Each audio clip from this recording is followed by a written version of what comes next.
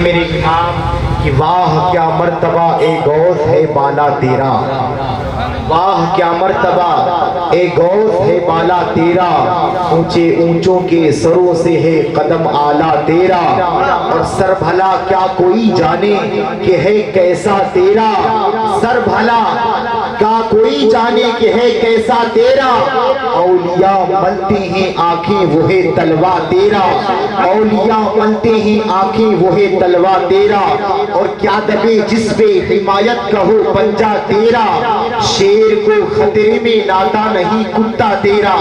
میرے کریم آقا کی دیوانوں، یہ محفل سرکار غوث پاک کی محفل ہے، بڑے پیر کا مقام بڑا ہے، شان بڑی ہے، عظمت بڑی ہے۔ اللہ اکبر۔ میرے آقا کریم کے دیوانوں، بڑے پیر فرماتے ہیں کہ جب تک میں نہیں چاہتا تب تک میرا مرید، تب تک میرا چاہنے والا میرا نام نہیں لے سکتا۔ یہ سرکار غوث پاک کی شان ہے۔ بہجت الاسرار شریف ایک کتاب ہے، حضرت عبداللہ تمیمی اس کتاب میں فرماتے ہیں کہ ہمارے بچپنے کا زمانہ تھا، سرکار غوث پاک کے ساتھی تھے ابن سکا اور عبداللہ تمیمی اور شیخ عبدالقادر جیلانی، یہ تین ساتھی تھے سرکار غوث پاک کے بچپنے میں۔ عبداللہ تمیمی کہتے ہیں کہ جب ہم علم حاصل کر رہے تھے تو ہمیں یہ علم ہوا کہ شہر سے کچھ دور ایک اللہ والے رہتے ہیں، ایک مقبول خدا ہیں، ہم یہ گمان کرتے ہیں کہ ان کی زیارت کی جائے۔ بھائی توجہ ہے، درشی پڑھے اللہم صلی درشی پڑھے اللہم صلی علی سیدنا و مولانا صلو علیہ وسلام و سلام علیکہ یا رسول اللہ صلی اللہ تعالی علیہ وسلم۔ محبت کے ساتھ صرف 10 منٹ سن لیں۔ بہجت الاسرار شریف میں حضرت عبداللہ تمیمی فرماتے ہیں کہ میرے طالب علم کا زمانہ تھا اور میں بغداد کے مدرسہ نظامیہ میں تعلیم حاصل کرتا تھا، تو ایک دن ہمیں علم ہوا کہ شہر سے کچھ دور ایک اللہ والے رہتے ہیں، ایک مقبول خدا ہے۔ تو فرماتے ہیں عبداللہ تمیمی، شیخ عبدالقادر جیلانی، ہمیں یہ شوق ہے کہ ہم ان کی زیارت کریں۔ تو آپ کے ساتھی ابن سکا اور عبداللہ تمیمی، ابن سکا نے کہا کہ چلو ہم ان کی زیارت کریں گے، لیکن اس کلندر سے، اس ولی سے، اس کتب سے، اس عالم سے، اس بزرگ سے ایسا میں سوال کروں گا کہ وہ چکرا جائے گا اور میرے سوال کا جواب نہ دے پائے گا۔ اللہ اکبر۔ یہ جملے بے ادبی سے بھرے ہوئے تھے۔ عبداللہ تمیمی کہتے ہیں میں بھی ان کی بارگاہ میں حاضر ہو کر دیکھوں گا کہ میرے سوال کا وہ جواب کیا دیں گے۔ کریم آقا کے دیوانوں، شیخ عبدالقادر جیلانی فرماتے ہیں تمہاری جو الفاظ ہیں یہ بے ادبی سے بھرے ہوئے ہیں۔ ارے میں تو اس کلندر کی بارگاہ میں جا کر حاضر ہو کر صرف یہ دیکھوں گا کہ مجھے ان کی بارگاہ سے فیض کتنا ملتا ہے، مجھے ان کی بارگاہ سے فیضان کتنا ملتا ہے۔ کریم آقا کے دیوانوں، شیخ عبدالقادر جیلانی اور ابن سکا اور عبداللہ تمیمی، یہ تین نام، یہ تین ساتھی اس کلندر کی بارگاہ میں پہنچ گئے۔ جیسے ہی ابن سکا نے اس کلندر کو دیکھا، اس اللہ والے کو دیکھا، اس اللہ کے ولی کو دیکھا، اس بزرگ کو دیکھا، اس کتب کو دیکھا، اس پیر کو دیکھا، تو کیا دیکھا کہ وہ بزرگ اچانک سے غائب ہو گئے، پھر اچانک ظاہر ہوئے۔ اللہ اکبر۔ جب ظاہر ہوئے تو ابن سکا کی طرف غضب نگاہ کر کے فرمایا اے ابن سکا، خدا تیرا بھلا نہ کرے، تو مجھ سے ایسا مسئلہ پوچھنے آیا ہے کہ جس کا جواب مجھے نہ آتا ہو۔ اے ابن سکا سن، تیرا سوال یہ ہے، اس کا جواب یہ ہے۔ یعنی اس بزرگ نے، اس کلندر نے، اس پیر نے، اس کتب نے، اس عالم نے سوال بھی بتا دیا، جواب بھی بتا دیا، کوشچن بھی دے دیا، آنسر بھی دے دیا۔ پھر وہ بزرگ عبداللہ تمیمی کی طرف رک کر کے فرماتے اے عبداللہ تیرا خیال تھا کہ میں تیرے سوال کا جواب نہ دے پاؤں گا۔ اے عبداللہ سن، تیرا سوال یہ ہے، اس کا جواب یہ ہے۔ اور ابن سکا کی طرف غضب نگاہ کر کے فرمایا اے ابن سکا، مجھے نظر آ رہا ہے کہ تیرے جسم میں کفر کی بیماری پھیل رہی ہے۔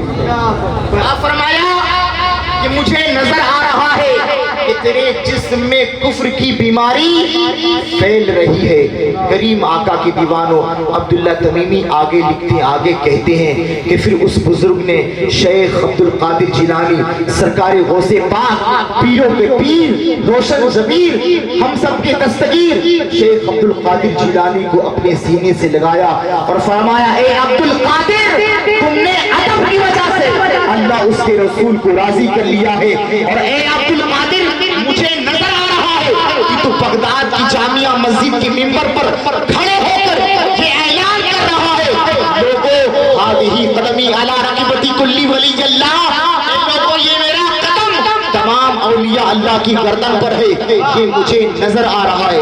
عبداللہ تمیمی کہتے ہیں جیسا اس قلندر نے فرمایا تھا کچھ دن پہلے ویسا ہی ہمارے ساتھ ہوا۔ ابن سکا بہت بڑا عالم بنا، بہت بڑا عالم بنا، پورے شہر میں اس کا چرچا ہونے لگا، اس کے علم کا چرچا ہونے لگا، لوگ اس کو نذرانے دیتے، لوگ اس کو اپنے گھر میں بلاتے، اس کی مہمان نوازی کرتے، اس کے علم کا چرچا پورے بغداد میں ہو گیا۔ کریم آقا کے دیوانوں، روم کے عیسائی پادری نے اسے مناظرے کی دعوت دی، ابن سکا کو مناظرے کی دعوت دی، اور روم کے عیسائی بادشاہ نے اپنے تمام پادریوں کو، اپنے تمام عیسائیوں کو، اپنے تمام عالموں کو جمع کیا اور ابن سکا کو سرکار شیخ عبد القادر جیلانی کے ساتھی کو مناظرے کی دعوت دی۔ ابن سکا تشریف لائے، اللہ اکبر، حضرت ابن سکا نے مناظرہ کیا اور ایسا مناظرہ کیا تمام پادری، تمام عیسائی مناظرے میں شکست کھا گئے، جواب کے قابل نہ رکھا، نہ سوال کے قابل رکھا، نہ جواب کے قابل رکھا، سب نے اپنی اپنی نظروں کو جھکا لیا۔ ارے اب تو ہم مناظرہ ہار گئے، اب کیا ہوگا؟ یہ اتنا بڑا عالم ہے، یہ اتنا بڑا مفتی ہے، یہ اتنا بڑا علم والا ہے، یہ قلندر ہے، اس کا چرچا بہت آگے تک جائے گا، یہ شہرت بہت آگے تک پائے گا، یہ عام آدمی نہیں ہے، یہ شیخ عبد القادر جیلانی کا ساتھی ہے، یہ شیخ عبد القادر جیلانی کا دوست ہے۔ آقا کے دیوانوں، عبداللہ تمیمی کہتے ہیں پھر ایسا ہوا کہ اس قلندر نے جو پہلے فرمایا تھا کہ اے ابن سکا مجھے نظر آ رہا ہے کہ تیرے جسم میں کفر کی بیماری، کفر کی بیماری، کفر کی بیماری پھیل رہی ہے، یہ مجھے نظر آ رہا ہے۔ یہ اللہ والے نے دیکھ لیا، یہ اللہ والے دلوں کے جاسوس ہوتے ہیں۔ بلکہ حدیث قدسی ہے، اللہ فرماتا ہے کہ ولی وہ ہوتا ہے کہ آنکھ اس کی ہوتی ہے دیکھنا میرا ہوتا ہے، ہاتھ اس کے ہوتے ہیں پکڑنا میرا ہوتا ہے، زبان اس کی ہوتی ہے بولنا میرا ہوتا ہے۔ اس اللہ کے ولی نے پہلے ہی فرما دیا تھا تو عالم تو بنے گا، علم والا تو بنے گا، پورے بغداد میں تیرے علم کا چرچا تو ہو جائے گا، لیکن اے ابن سکا تو نے بے ادبی کی ہے، تو نے میری شان میں گستاخی کی ہے، مجھے نظر آ رہا ہے کہ تیرے جسم میں کفر کی بیماری پھیل چکی ہے۔ عبداللہ تمیمی کہتے ہیں یہی ہوا کہ جب وہ مناظرہ ہار گیا، بادشاہ، پادری بادشاہ، تمام عیسائی اپنی نظروں کو جھکا لیتے ہیں تو کیا دیکھتے ہیں ابن سکا بادشاہ کی جوان بیٹی محل کے قریب سے گزر رہی ہے۔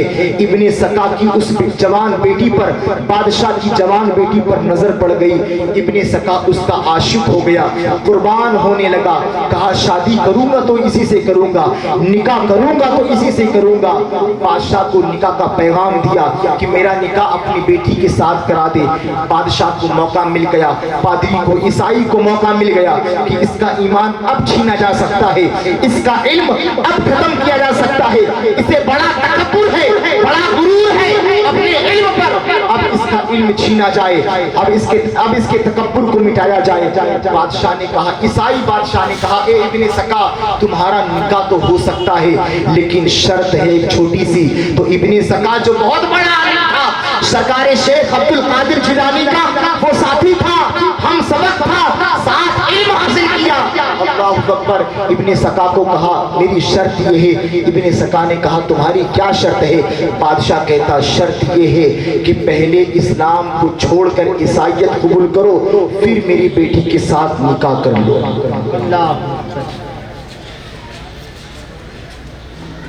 پہلے مرتد بن جاؤ، اسلام کو خیرآباد کہو، اور عیسائیت قبول کر لو، پھر تمہارا نکاح میں اپنی بیٹی کے ساتھ کروا دوں گا۔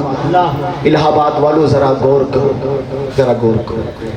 ابن سکا نے کچھ بھی نہ سوچا، نہ شیخ عبد القادر جیلانی کی ذات کو سوچا، نہ اپنے علم کو سوچا، نہ بغداد کو سوچا، نہ بغداد کی منبر کو سوچا، نہ جامعہ نظامیہ کو سوچا، کچھ بھی نہ سوچا۔ اس نے ایک خاتون کی خاطر، ایک لڑکی کی خاطر اسلام کو چھوڑ دیا، اسلام کو چھوڑا، مرتد ہو گیا۔ بادشاہ نے اپنی بیٹی کا نکاح اس کے ساتھ کرا دیا۔ توجہ ہے بھائی، زور سے بولیے۔ آخری بات 2 منٹ کی عرض کر رہا ہوں، محبت کے ساتھ سن لے۔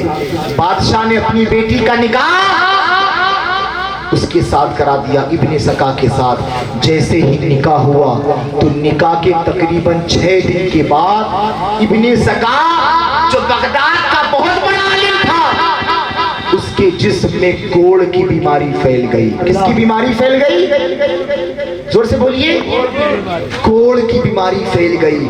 اللہ اکبر۔ جب کوڑ کی بیماری پھیل گئی تو اس بیٹی نے کہا اس کے ساتھ ہم زندگی گزاریں گے، اس کے ساتھ ہم بستر پر سوئیں گے، یہ میرا ہمسفر ہے، یہ میرا شوہر ہے، اس سے میری اولادیں پیدا ہوں گی، یہ تو کوڑی ہے، کوڑی۔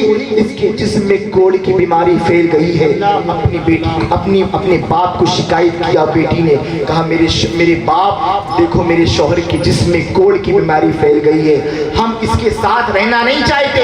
اللہ اکبر۔ عیسائی بادشاہ نے ابن سکا کو گھر سے باہر پھینکوا دیا، کوڑے کھانے میں پھینکوا دیا۔ عبداللہ تمیمی کہتے ہیں کہ جب آدمی اس کے قریب سے گزرتا، جو لوگ اس کے قریب سے گزرتے تو سب یہی کہتے کہ اس نے ایک اللہ کے ولی کی شان میں گستاخی کی ہے، اللہ کے ولی کی شان میں بے ادبی کی ہے۔ یاد رکھو میرے کریم آقا کی دیوانوں، استاد کا بے ادب جس سے آپ علم حاصل کرتے ہیں، ہاں ایسا نہیں کہ آپ نے جس سے الف بے کا پارا پڑھا ہے وہ آپ کا استاد نہیں ہے، وہ بھی آپ کا استاد ہے، اس کو بھی اتنی عزت دیجئے جتنی عزت آپ جو ہے علم حاصل کرتے ہیں مدرسے میں، اپنے اساتذہ کو جتنی عزت دیتے ہیں اتنی ہی عزت اس کو بھی دیجئے۔ استاد کا بے ادب، پیر کا بے ادب، والدین کا بے ادب کبھی منزل مقصود تک نہیں پہنچ سکتا، کبھی نہیں پہنچ سکتا۔ اگر کوئی ماں باپ کو تکلیف دیتا ہے اور وہ یہ گمان کرتا ہے کہ ہماری عبادت اللہ کی بارگاہ میں قبول ہو جائے گی تو پھر تم یہ سوچو تمہیں توبہ کرنا چاہیے، ہاں تمہیں استغفار پڑھنا چاہیے۔ ماں باپ کا بے ادب، پیر کا بے ادب، استاد کا بے ادب کبھی اپنی منزل تک نہیں پہنچ سکتا، تو پیر کا بے ادب، ولی کا بے ادب کبھی اپنی منزل تک نہیں پہنچ سکتا۔ کریم آقا کی دیوانوں بات یہ عرض کر رہا تھا، عبداللہ تمیمی کہتے ہیں کہ جیسے اس بزرگ نے فرمایا تھا اللہ تبارک و تعالیٰ نے ابن سکا کے ساتھ ویسے ہی فرما دیا۔ پھر کہتے ہیں اس بزرگ نے فرمایا تھا عبداللہ تمیمی تیرا سوال یہ ہے اور تیرا جواب یہ ہے اور مجھے نظر آ رہا ہے کہ دنیا تیرے کانوں کی لو تک پہنچ چکی ہے۔ کریم آقا کی